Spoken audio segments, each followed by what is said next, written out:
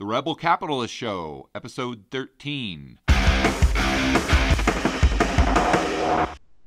All right, everyone, it gives me a great deal of pleasure to bring someone to the Rebel Capitalist Show that I have a tremendous amount of respect for. He's someone that's been instrumental in the way that I look at investing and personal liberty. He really needs no introduction. But Doug Casey, welcome to the Rebel Capitalist Show. Thanks, George. It's a pleasure to be here. I'm speaking to you right now from the backward little socialist country of Uruguay, across the Plate River from Argentina. And our connection's surprisingly good. Where are you physically? I'm in Medellin, Colombia. Ah, okay, good. So the first question that I have, and I know I get this so often from the people who watch my videos, is if you had to convince a family member that politicians or government, they're really not to be trusted, how would you go about that? Well, this happens all the time, of course, not so much with my family or friends, but with outsiders. And I find the most effective approach is to take a moral approach. In other words, to point out the right and the wrong. I suspect most people understand and agree that the free market is more productive than a state-directed socialist market. That's pretty well been proven. It's why, in most cases, the government doesn't own industry, doesn't own the means of production anymore. They're pretty stupid, but they learned a lesson from the failure of the Soviet Union and Cuba and Maoist China about ownership of the means of production, which is Marxist classic theory. So now they just try to control it. And everybody seems to think that regulation is a good thing, a moral thing. It protects the little guy from predatory capitalists. And I find it's effective to point out that that is actually not just destructive economically, but destructive morally. Because people basically, at least non-sociopaths, like to believe they're doing the right thing, the good thing, okay? They're just misinformed. So I take that tack as opposed to an economic tack. This is why, incidentally, libertarians have a very hard time communicating with the hoi polloi because they take a very intellectual approach to this, showing that no, we'd all be much richer, and economic theory. This goes above people's heads. It doesn't resonate with them. It's better to speak to them about right and wrong. So that's the way I try to take it. And incidentally, talking about libertarians who try to convince others, and of course, libertarianism is all about personal freedom, both economic freedom and social freedom.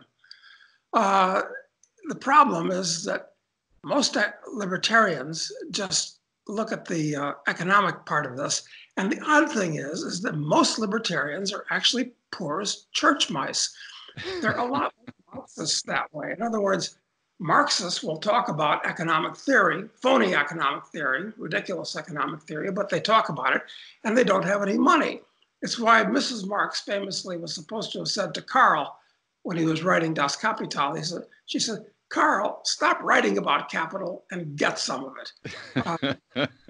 Libertarians tend to be just that way. They're indigent intellectuals. Anyway, that's off on a tangent, a little rant on the problems with libertarianism. But yeah, anyway. No problem. What I tend to see with the progression of government, and I know you've studied history extensively, is as the centralized government expands in power, you get more and more people in that government that you don't want to be there. Because by very definition, to be a good politician, you have to be completely morally bankrupt.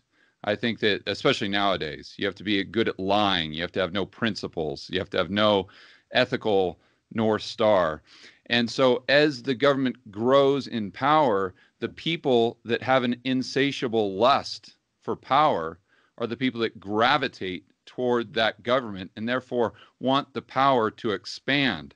So is this something that is been seen throughout history, or am I just kind of looking at this from the outside, maybe not understanding how history's played out in countries hundreds and thousands of years ago? No question about it. You're right. There are many ways to divide types of people, but you can say that the two types are people that want to control the physical universe, matter, and people that are more interested in controlling other people. Right. And guess which type inevitably go into politics? People that want to control other people. They're drawn to places like Washington, D.C. Power seekers are drawn there the same way that gamblers are drawn to Las Vegas or car guys are drawn to Detroit. So it's natural. And the people that are drawn to government like to fancy they're the best and the brightest, as they've styled themselves in the past, but they're not. They're actually the poorest and the worst people from a character, from a moral point of view. Sometimes they're highly intelligent in terms of IQ, but actually they're stupid in another way, because intelligence is the ability to predict not only the immediate short-term consequences of actions, the immediate and direct consequences of what you do, but the long-term and indirect consequences of what you do. And these people are completely incapable of that, which is a definition of stupidity. Yeah, or they just don't care, and because they're so caught up in their own, and getting more and more power, that they don't care about how they damage the future. Going back to people and connecting with them on an emotional level, it brings me to one of my questions, which was, as the United States, and I was born in 73, so as I've seen kind of the progression in just my childhood and going into adulthood, it seems the richer a country gets, the more the population of that country tend to be willing to forego their freedom for a perceived level of increased safety. I say perceived because, in my opinion, when the government tells you they're doing something for your safety, it's actually quite the opposite. But is this something that you've seen in your life as well in the United States and in other countries? Or is it something that's exclusive to the recent past and the United States? Yeah, that's an interesting question. And things have gotten worse in many ways and for many reasons. But look, before the Industrial Revolution, or really up until very recently, only 50 or 75 years ago, the average guy had to load 16 tons of coal every day, or he had to work in his fields for 12 or 15 hours just to keep body and soul together. He didn't have much time, the average guy, for philosophical contemplation. But now they do. And unfortunately, people now have a lot of time on their hands, but they don't have a proper education to interpret it. In fact, Right. They're much more educated now, to use that word perhaps improperly, than they were back 100 years ago when they had to work all day to keep body and soul together. Today, the cultural Marxists have totally captured the entire educational system, not just the colleges. And I was a trustee of two separate colleges, so I speak from firsthand knowledge. The cultural Marxists have totally captured the university system in the US and in Europe for that matter. And it's also true in high school, and it's even true in grade school. So kids are indoctrinated with false concepts from the very get-go, and they have lots of times to think about it now because they don't have to work either. So this is one of the reasons why things seem to have been getting worse from a number of points of view for some time at an accelerating rate. Yeah, that makes a lot of sense. So my next question, when we're going to get to what would be an ideal as far as diversifying your political risk and currency risk, and I do pretty much the same thing you do, so we're definitely on the same page there. But before we get there, the majority of the people that are going to be watching this video or listening to this podcast are going to be people with a wife, with kids, with a husband. They've got their social network, if you want to call it that, is in the United States. And it's, although I would suggest that they consider it, they're probably not going to be willing to get on the next flight to Colombia and set up a bank account and potentially set up residency to have a plan B. So for those people that are just fixated on staying in the United States for whatever reason, what advice would you give to them to increase their levels of personal freedom? Well, picking up on what you just said, it is important, if you're in a position to do it, to diversify yourself politically and geographically, not just financially, because your biggest threat, the biggest threat to your personal wealth and freedom is not the markets. They're pretty dangerous, but it's the government. So you want to diversify politically. But I understand that that's hard for most people. They're stuck in one place because of a job, and they can't move their job. Their families around them, their kids around them. They've got their house. It's hard to transplant yourself from that point of view physically. But okay, what can they do if they can't do that? If they can, they should diversify. But let's talk about what the average guy who can't. Well, the first thing you have to recognize is that the dollar is an unsecured liability of a bankrupt entity, the US government. The government isn't magical. It's not going to last forever. Governments come and go. In fact, other governments, the US often calls them regimes and actively engages in regime change. So there's no guarantee that the US government is going to be around in its present form forever or even for a lot longer. And there's absolutely no guarantee that the dollar is going to stick around. Look, I'm in Uruguay right now. On either side of this little country are Brazil and Argentina that have been in a race with each other since about 1930 to destroy their currencies. Both of those countries have gone through 4 different currencies and totally destroyed them. They destroy them, and they start a new currency. And then they destroy it, they start a new currency. The US dollar is in a position that the same thing is going to happen to it.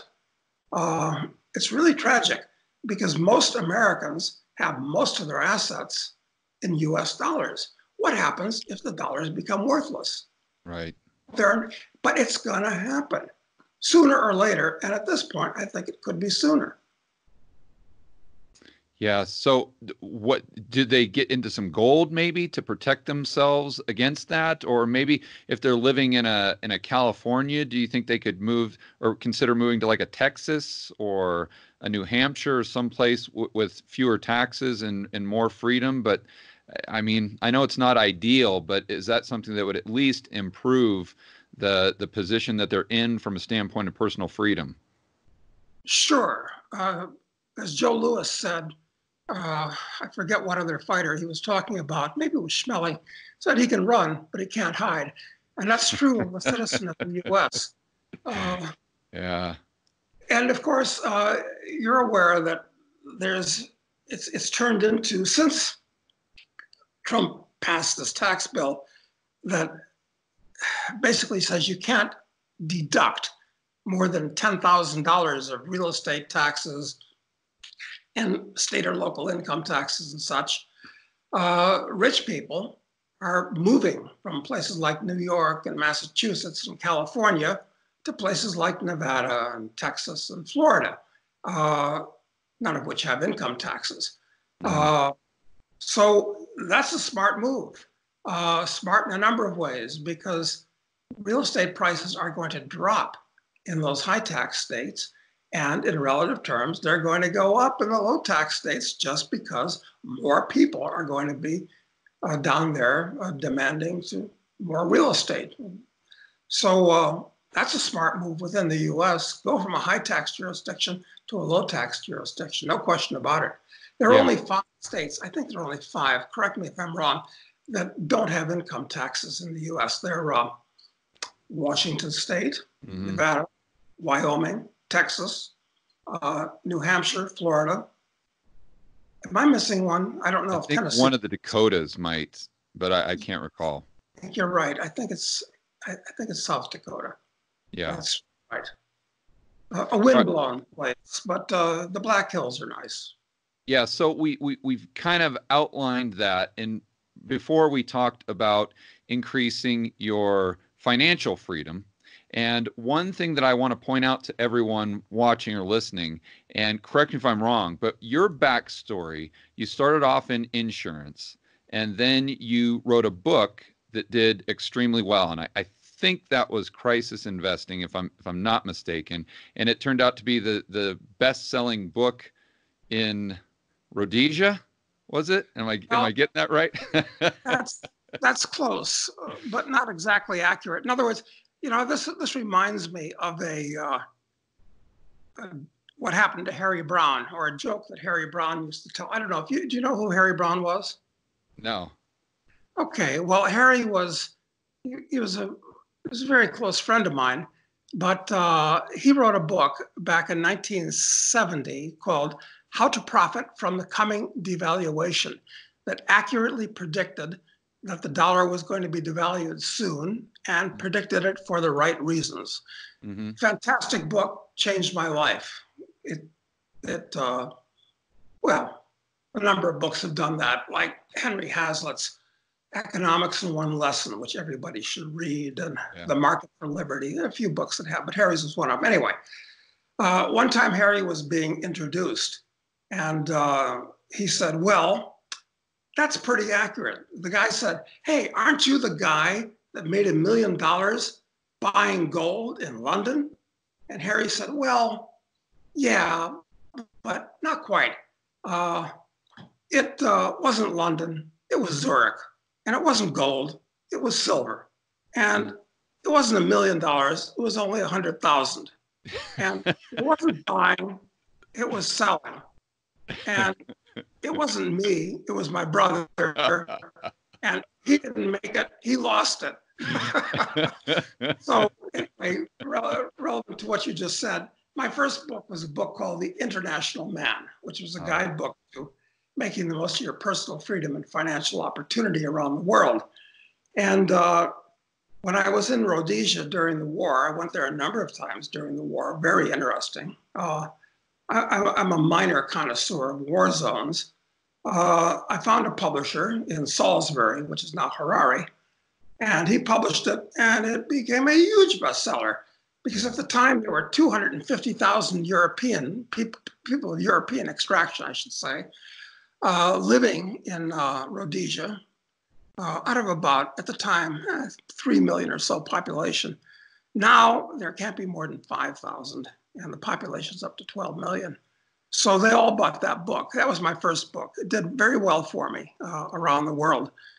My second book was Crisis Investing, and that became the largest selling book of 1980. And it was quite a phenomenon. I did a full hour by myself the day before the national elections in 1980. That's on YouTube, incidentally. You can look that up. It was Yeah. Yeah. And you're on Donahue. That's one of the places I always like watching those videos when you're on Donahue. That was awesome. If you haven't watched those, you got to check those out. I was trying to introduce the hoi polloi, the broad American public, to the concepts of anarcho-capitalism, or libertarianism, and gave them I got as far as giving them 3 out of the 5 reasons why I wasn't voting the next day. But then the audience started booing me. So if you're not voting for Reagan, for whom will you vote? Well, first of all, I'm not voting. No, that's interesting. No, let me attack that. That is one of the foremost shibboleths and illusions of American society, that you have to vote. I think there are 4 good reasons that you ought to seriously consider it. I know that you hear all kinds of movie and TV stars tell you on the air that you should vote. Doesn't matter how you vote, but vote. Well, I'm here to say that voting in itself could be considered an immoral act. The other reason the audience booed me, they were like the mob that Lucas and Anthony were speaking to at Caesar's funeral in Shakespeare play Julius Caesar. You know, they go from loving you to hating you to loving you to hating you. The other thing that they booed me for was I told them that they were idiots if they sent their kids off to college, and that was good advice back then. It's much better advice now. One thing I think that you made a statement that children shouldn't go to college because you wasted 4 years. I don't think you'd be where you are today if you didn't have the education you got in college, and I think you're a better man for it. Well, sir, I can only speak for myself, and I'll have to disagree with you, because I've had to unclutter my mind with most of the things that I was taught by these ivory tower professors in college. It may be nice for some people to learn a trade like doctoring or lawyering, but for me, it was a misallocation of time. Is the caller there? Absolutely. Yeah. But the point that's a great story, but the point I want to make there for everyone that's watching or listening is that now with the internet, I think for young people, and I want to try to spin this to a positive note here.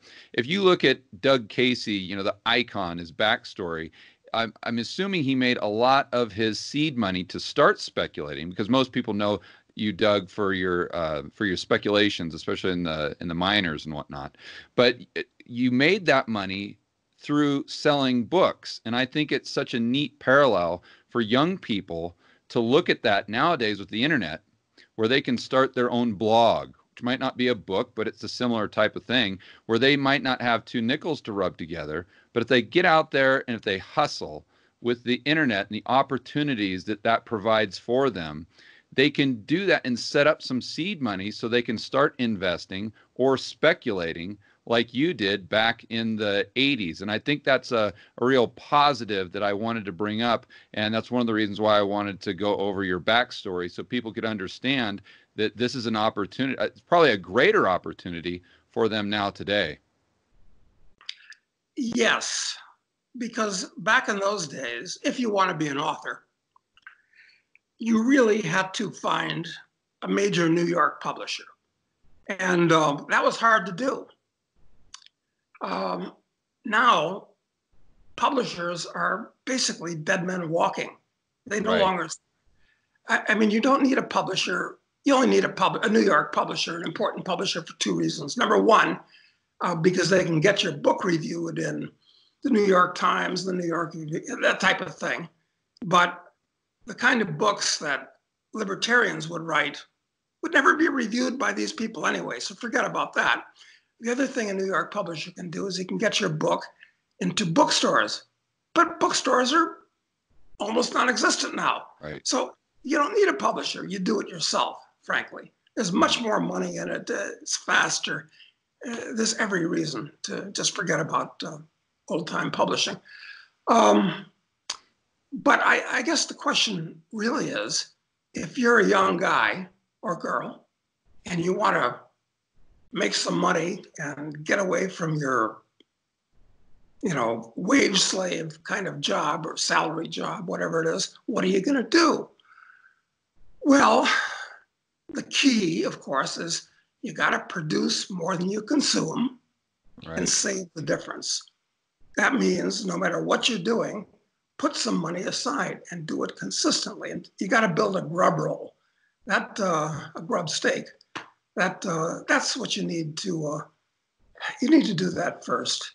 And actually, I don't even like the idea of working for a job, a wage. I've done it. I mean, I used to work in a scrap yard. I worked in a chemical factory. I worked in a I worked in a mill.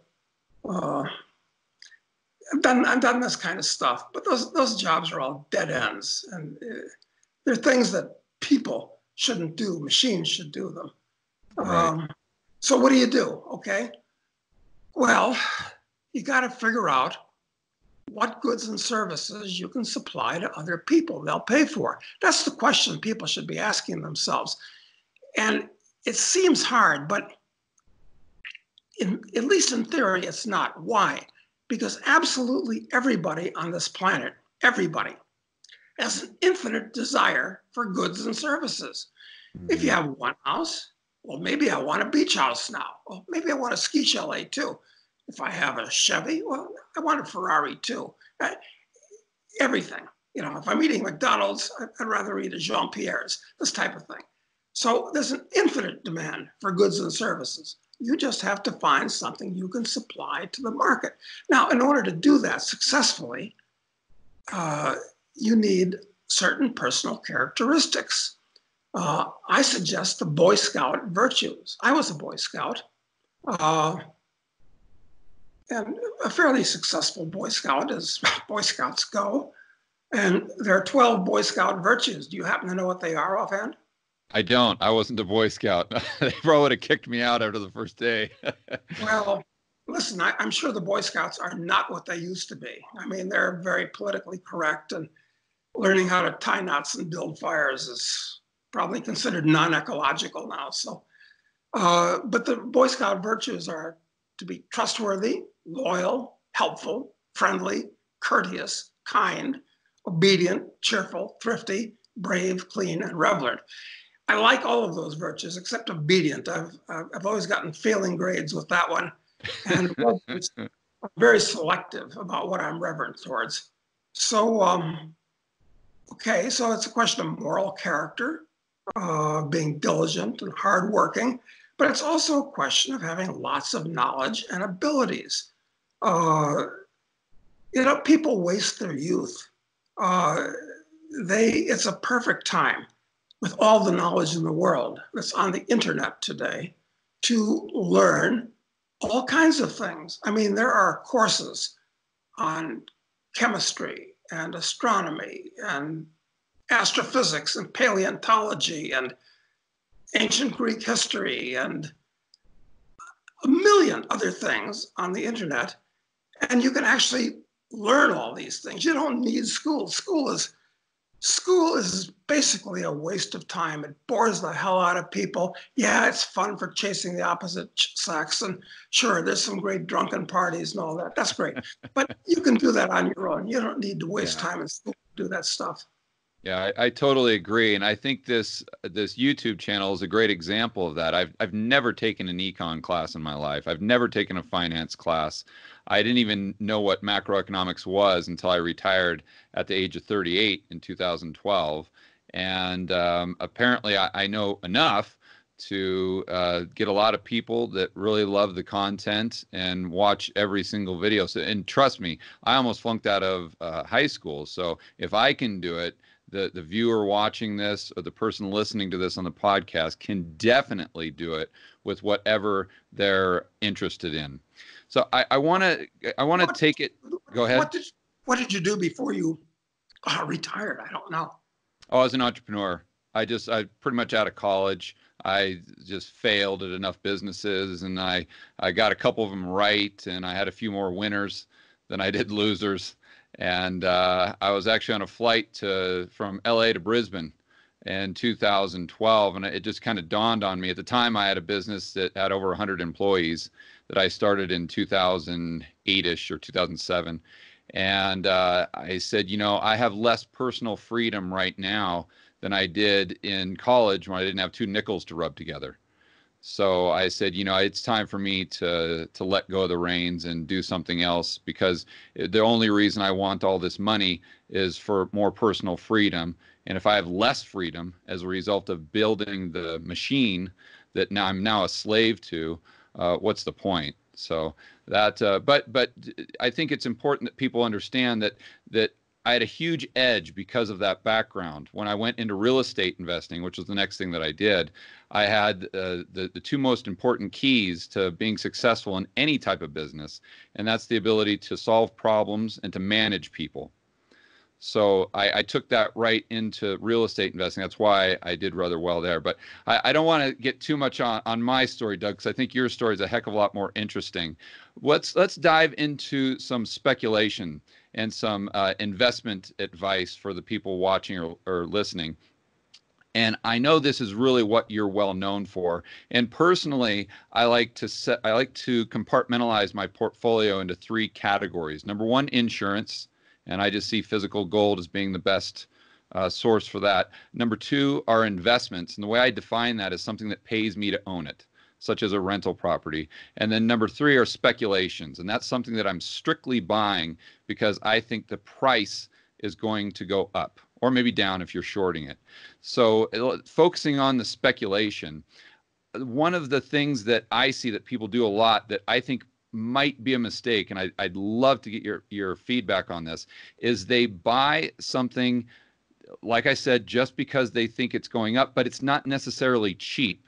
So as an example of that, they'd buy the S&P right now just because they think it's going up because the Fed's injecting all this liquidity and there's a Fed put and they're doing quantitative easing 4 in the repo market, and they're just trying to buy something expensive and sell it to a greater fool when it's even more expensive than it is today, as opposed to finding something that's cheap, let's call it uranium, and buying that as a speculation. And I'm just because I've seen so many of your videos in the past, I would assume that you're more on the side of the uranium speculation as opposed to going long the S&P right now on leverage.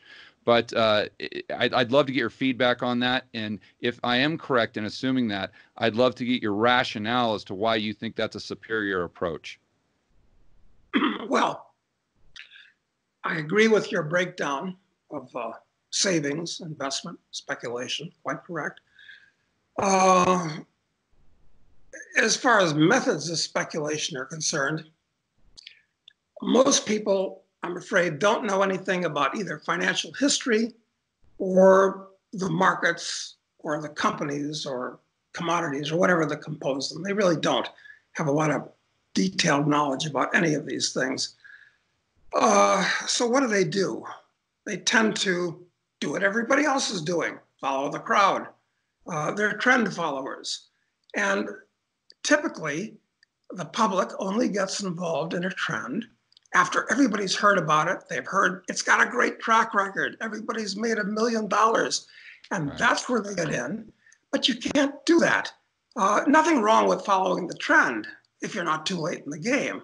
But now we're at the end of that trend. In fact, you can argue that we're at the end of an era that things are going to reset totally over the next few years. I think there's an excellent chance that they will. The United States may not even be the same country anymore in 5 years for a number of reasons. So what do we do to protect ourselves, to profit from this, if it's possible? And I've got to caution you. I believe that we're already entered upon what I call the Greater Depression. I call it the Greater Depression because it's going to be much more serious and much longer lasting and much different than the unpleasantness of 1929 to 1946. So what do? Well, to start with, stay away from stuff that's demonstrably expensive. Buy stuff that's cheap, okay? Now, that's easy to say, but why do you think that's a superior? And I mean, this sounds like a stupid question for coming out of my mouth, but people don't do this. Why do you think it's superior? If you're speculating, meaning that you're just betting that the price is going to go up, why is it so superior to buy something that's cheap as opposed to buying something that's already expensive, expecting it to become more expensive? Because that's the mistake that I see so many people making. Well, look, let's say you're in a group of 10 friends, and all of your 10 friends really like something, and they put forward kind of reasonable arguments why they like this stuff. And if you disagree and say, I don't like that, I like something else that they all hate, they think you're an idiot. Nobody wants to seem like an idiot to their friends. Everybody would rather be with a group. So I think that's why it's just psychology. Mm-hmm. So you've got to be kind of a contrarian. Of course, everybody wants to believe they're a contrarian. It's harder to do in practice than it is to talk about in theory. So we look at what are the cheapest things in the world right now. What's really cheap? Well, the Russian stock market is cheap for all kinds of reasons you can imagine. But there's all kinds of stocks and bonds that are yielding 10 and 15% in current dividends. And the assets are very cheap. That's an example. The shipping industry is very cheap. Oil stocks are very cheap. In fact, let me say this. The cheapest thing in the world now, basically, is commodities. Right. They're the only thing that's cheap. And I'm talking about the grains, the meats, the metals. All the commodities are very cheap right now. And since they're the actual building blocks of civilization, everything that we have and use, it's all built out of materials that are mined or grown or whatever. And most of them are actually selling below the cost of production. So that's going to change. And at some point, look, like back in 2011, I don't know if you recall this, but wheat and corn and soybeans were through the roof, and the Arabs were starving. They couldn't afford to buy their couscous, and the metals were flying. Gold was up to 1900 and copper was four something. Yeah. Well, okay, all the commodity producers were making a bundle. So what happened? Well, the cure for high prices is high prices. Right. And all the farmers planted fence row to fence row, and and then they collapsed, and now they're at the bottom. And since most commodities are selling below the cost of production, the companies that make them, the farmers, they'll go out of business. There'll be a shortage, and they'll skyrocket up again. So you may have to wait a couple of years, okay? I've been waiting a couple of years already. They've been cheap for several years already. I don't care, really. I'll wait, because I know that when the cycle turns, I'll get 10 to 1. Yeah. And that's better than making 2% per year in a bank account. We also have a downside that people seem unaware of. Yeah, or buying the S&P and expecting it to get more expensive. I think Rick Rule has just a fantastic way of looking at it. He says he looks for speculations where the question is not if, but when. And I think that's exactly what you're talking about with commodities. So if I'm the average Joe in the U.S., let's say I got $100,000 to invest, what's the best way to play commodities, in your opinion? Of course, I'm not sure that's the average Joe. I don't know what the facts are, because you can't believe anything you read in the paper. Well, I guess the average Joe doesn't have 400 in his bank account, but the country can't even get together $400 for an emergency. I mean, I don't know. But let's say we're talking about somebody who's reasonably prudent and has done reasonably well. Okay, he's got $100,000. So what should he do with it? Is it how would you play commodities if you're that person that isn't extremely sophisticated, doesn't know how to buy futures or options or anything like that? How would you suggest they go about going long commodities right now as a speculation? Because to your point, they're so cheap and under the cost of production. Well, look, first of all, with the $100,000, you should not be in the futures market, because there are so many things that can and do go wrong. You'll probably blow yourself up in a week or so. So that's the wrong thing to do. Right. But how can you buy grains and cattle and hogs and stuff like that? Well, there are ETFs that you can buy these things, and I think they're a good idea right now. The problem with these commodity ETFs is that they hedge them in the futures market. And lots of things can go wrong, even for the guys running these ETFs. And there are fees and there are bid-ask spreads. And Right. it's very problematical. Look, the first thing that anybody and everybody should do is buy a lot of gold and silver coins Mm-hmm. and put them away in the safest place that you can think of, so that it doesn't matter what happens, you're going to have that. And I think they're both going to go up in price for different reasons. Gold and silver isn't a commodity. They're two separate commodities that have their own dynamics, similar in some ways. But that's number one. Okay. Okay, so you do that first, and then maybe you potentially look at an ETF, but you've got to understand the counterparty risk when you're dealing with any ETF, regardless of whether it's a commodity ETF or a gold ETF or anything like that. Right. There are so many things. Like, I've been very involved in the hog market recently. Never played with hogs before, but I've learned a lot about it. I'm speaking to you right now from a farm, because I've got a large farm here in Uruguay. So, and I grew up on a farm part of the time and so forth. So I've got some hands-on familiarity with this kind of stuff. But okay, hogs. Everybody, or most people perhaps, have heard about Asian swine flu. Maybe they've heard it's wiped out half of the hogs in China. And China eats most of the hogs in the world. It's their number one meat.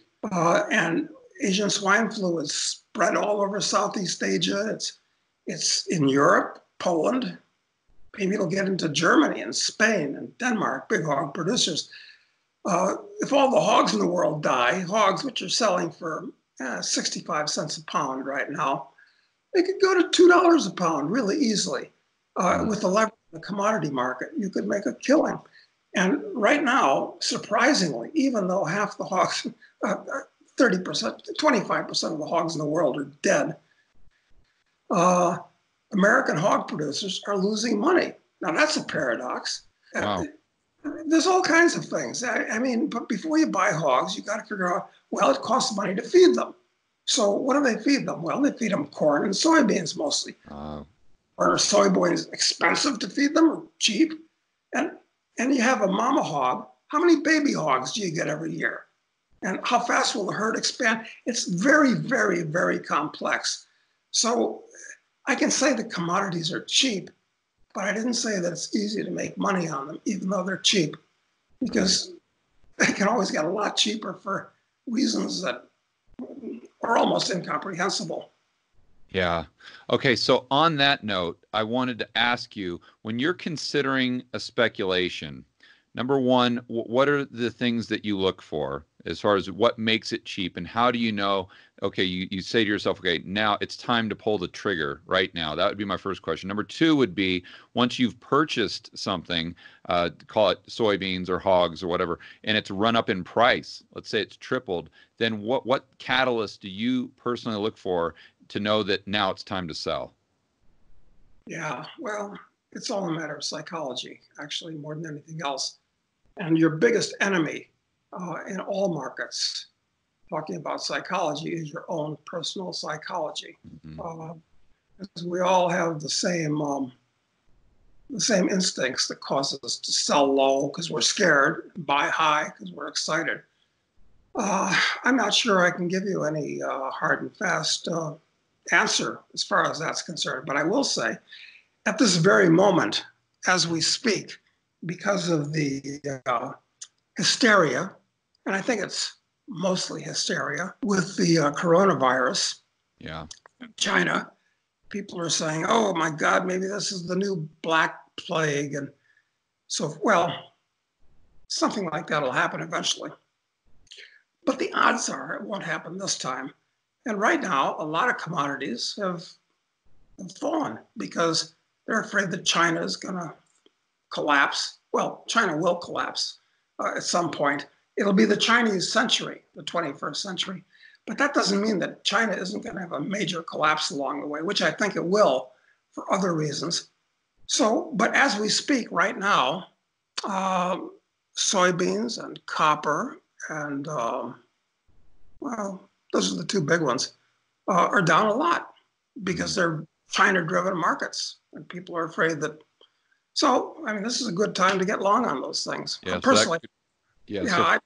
I usually sell puts as opposed to actually go long the contracts or buy calls.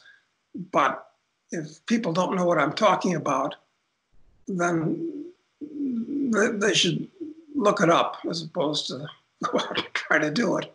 Yeah. All right. So that's fantastic advice. I appreciate that. Moving back to the personal freedom stuff. I know that you split your time between Uruguay and Argentina. Now, do you go back and forth so you're never a tax resident of either of those places? Because I've heard you say so many times that it's better to be a tourist, because once you become a tax resident, then that country is going to see you as a milk cow. And if they get in bad enough financial trouble, they'll see you as a beef cow. So is that why you go back and forth, or am I seeing that wrong? Well, that's a good reason to go back and forth. But in my case, I don't need to. Uruguay has no income taxes on foreign income. And my income in Uruguay is fairly trivial. You don't make any money as a farmer here. So I can stay here forever, and the Uruguayans aren't going to charge me any income taxes. So it's very nice. I go over to Argentina because it's much more sophisticated and can be much more fun, and I have other interests in Argentina.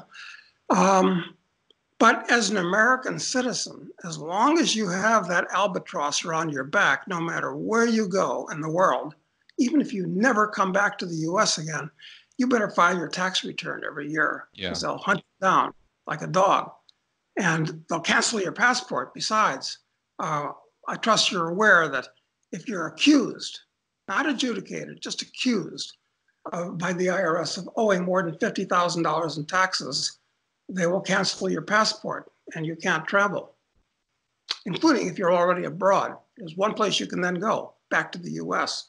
Right. So it's become very, very draconian. And the US is the only country in the world.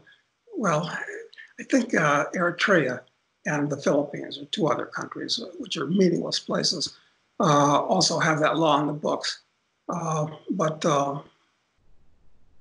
Yeah. Do you have any thoughts going back to the freeing up your lifestyle through reducing your tax load, obviously legally? Any thoughts on Puerto Rico and Act 20 and 22? Great idea, super idea. I've considered moving to Puerto Rico. A lot of people that I know personally have done it, and it can, depending on the business you're in, you can pay 0 income tax, or 4%, something like that, on earned income, and basically no income on capital gains. So it's a fantastic deal. And since it's part of the US, and you can get Amazon delivering stuff to you there as easy as Miami, and there's no customs or any kind of, so it's a super idea, moving to Puerto Rico if you want to stay in the US. And it's a tremendous tax haven within the US. Why don't I do it?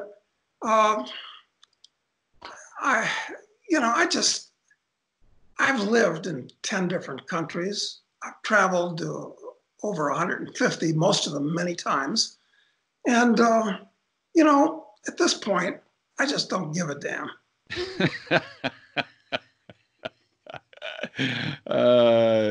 That's a great answer, Doug. I appreciate you beating around the bush on that one. I think that's a great idea. And who knows? I love the street. No, they might cut off that loophole. Yeah. So if anybody's thinking about it, I'd act now and beat the last minute rush. Yeah, I actually moved my residency there back in 2014 for that very, very reason. So anyway, okay. So I want to get your thoughts on real estate. I know most people see you as a speculator and someone that's big into the miners and that whole industry. But correct me if I'm wrong, I think you're quite the real estate guy as well. I remember hearing a story that I think you told where you were on some trip and you saw like a castle that was on a golf course. It might have been in Zimbabwe. And this was right during what they were in a war or something like that. You could have bought it just dirt cheap, and you went back like 5 years later, and it was like 1,000 times the value or something like that. But as far as real estate, that's a big portion of my portfolio, and I love getting just really easy starter homes that are cash flow positive. And if you can get it with 30-year fixed rate mortgage, it's a great way to get paid while shorting the dollar. But from a real estate standpoint, how do you see it, and why do you like it so much? And do you have any advice for people who were considering getting involved with real estate? Well, real estate has been very, very good to me. But, and that is true about that castle in Rhodesia. It was on the Mozambique border at the height of the war. Fantastic place. And I could have bought that because I talked to the owner. $75,000. It was a huge castle, kitted out as a hotel, beautifully furnished, along with a 9-hole golf course and a 50-acre coffee plantation, all kinds of stuff. $75,000, and then I went back in that was 1979, I think, yeah, and 79 was 79. And I went back in 1985 and it just changed hands for $13 million. Now, wow, could have and maybe should have bought it. But you buy real estate in these goofy third world countries, you got to stay there and manage it. Otherwise, you're going to find everything is going to sprout legs and it'll all fall apart and go back to the bush. I mean, maybe, listen, it would have been a lot of fun living there, actually, during that time. Maybe I should have done it, but you can't kiss all the girls. But it's good to know about how cheap things can get and how radically they can change on the upside. But what would I do with real estate now? I think real estate is in a bubble in the US, especially expensive real estate. Not so much middle class and lower real estate, but high-end real estate's in a bubble because all this money that the Fed has been creating has gone into stocks, bonds, and real estate. And real estate floats on a sea of debt. And that debt is extraordinarily expensive. Well, the interest rates are very cheap right now. So interest rates go up, which they inevitably will, and that'll kill the real estate market. Meanwhile, these governments are all bankrupt, and real estate's easy to tax. It's very visible. So I'm not interested in real estate in the US or basically anywhere right now. Also, there's another reason. It's that, yeah, the US government's going to destroy the dollar. I don't think there's any doubt about that. But along the way, we could have a credit collapse where all the debt in the world, some people may not be able to pay it. And when they can't pay it, that $1 billion loan was worth $1 billion, becomes worth nothing or close to it. And that's a daisy chain. The other guy that has part of that, he defaults because when you've got a pyramid of debt, you pull out one card, the whole thing can collapse. So this has been a danger that people have talked about for the last 50 years. This is nothing new. Right. But the situation is much closer to the edge now than it was 50 years ago. And frankly, it looked bad then. Well, maybe it'll go on another 50 years, but I kind of doubt that. Yeah. I think that this coming election, and I usually don't pay too close attention to who's running in politics. They're all criminals.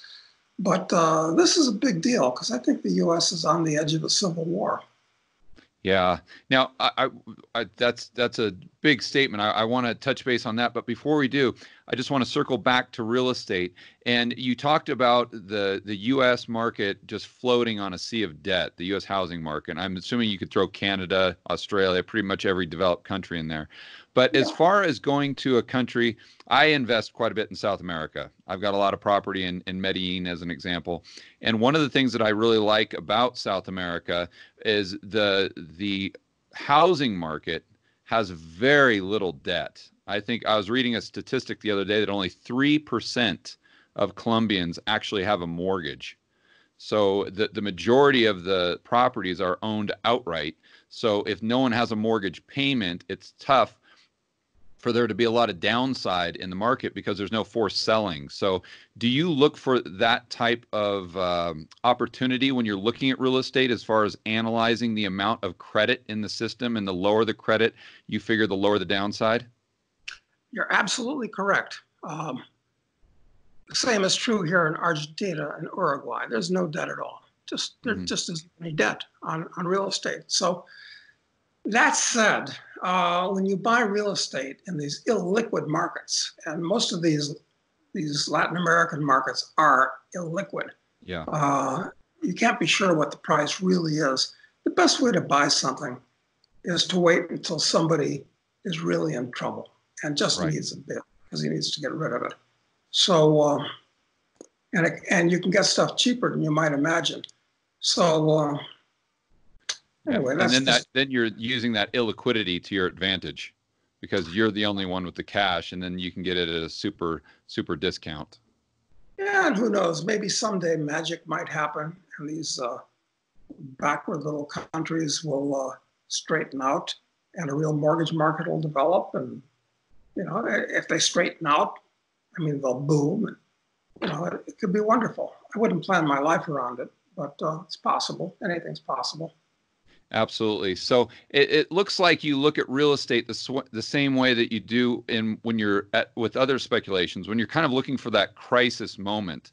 I know one of the examples, it was Cyprus, when they had their big bail-in. I think that was maybe 2013, 14.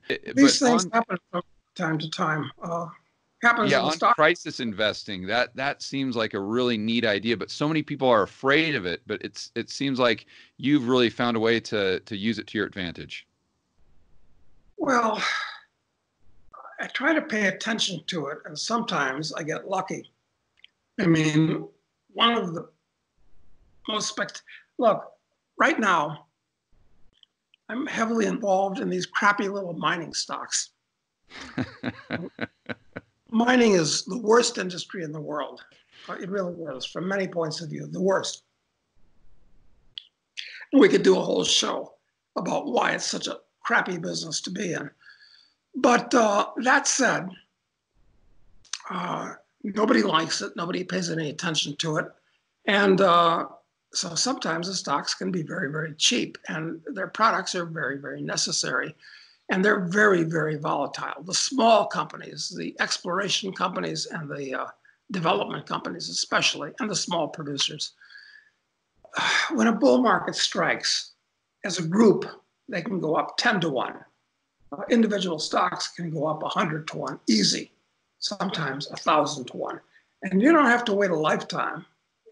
That happens over a couple of 3 years. It's absolutely incredible. They're very, very volatile. Most people shouldn't play with them because it's like handing a chainsaw to a 6-year-old kid. But it's possible to get lucky. Now, right now, and for the last several years, I've been buying these crappy little companies, and most of them are crappy, underfinanced, and they're looking around an Easter egg hunt in the jungle. It's very hard to find an Easter egg in the jungle. But that's what they're basically doing. But I think the tone of the market could change, assuming the big market doesn't collapse, and all kinds of things can go wrong. I mean, you can get hurt. But I think the odds of, I think it's the best place to be right now for the average guy is these junior mining stocks. Enough money to make a difference is what you should put in them, but not too much because you might lose most of it. And I think you'll get 10 to 1 over the next 3 years. What do you think of the silver miners? Yeah, I talked to Rick, and he says generally they go up even more. So if you really want kind of a leveraged play on the gold miners, you could look at a silver miner. That's quite correct. But there are very few silver miners, which is one reason why they tend to move very quickly because there's so few of them. There are very few standalone silver mines that are making money today at $18 silver. Gold miners are basically all making money at $1,500 gold. Gold is a different metal than silver, like I said before. So yeah, I think silver is a very good speculation right now. And there aren't many silver miners, but the few that there are, yeah, I think they're high potential. Okay, fantastic. Well, I want to be cognizant of your time, Doug. I sincerely appreciate you spending as much time as you have. It's really been amazing, and it's been a treat. Now, let's talk just briefly in closing here about your books, because you've got, I believe it's a series that you're planning on writing. I've got the first one, the audio book. I've listened to the first couple chapters in that, and it seems to me like you're trying to challenge the typical view of morality, almost like Ayn Rand did with Atlas Shrugged. Each one of these books, I think you've got one on an assassin, a drug lord, and you're challenging what people just automatically pops into their mind. So if you say an assassin or a murderer, people automatically say, well, that's bad. But the way that you're trying to present it is making them actually think twice that, well, wait a minute. Is it really the act that's bad or the purpose behind the act? And I think it's incredibly important for people to ask themselves those questions when they're on their own philosophical journey. Is that the objective with the books, or am I misreading that? No, you're not. They're actually very good page-turning tales. The first one was Speculator, which I recommend to all your listeners and viewers, because it's an exploration of the junior mining exploration business, and also bush war in Africa, which we could have talked about also, but maybe another time. And then our hero, Charles Knight, who was only 23 at the time, makes a fortune, has it stolen from him. Then he gets into the drug business. That's what he does in Drug Lord. And he makes another fortune, has it stolen from him again by the government in both cases. And that's where we're coming out with the third book in the series. It's a 7-book series. The third book is Assassin. And here we talk about the morality and the techniques and the history of political assassination. The guys that killed Caesar, right or wrong, good or bad.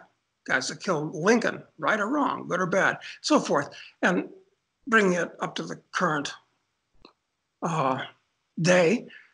And after Assassin, he is accused of being a terrorist. I have a lot of views on terrorism.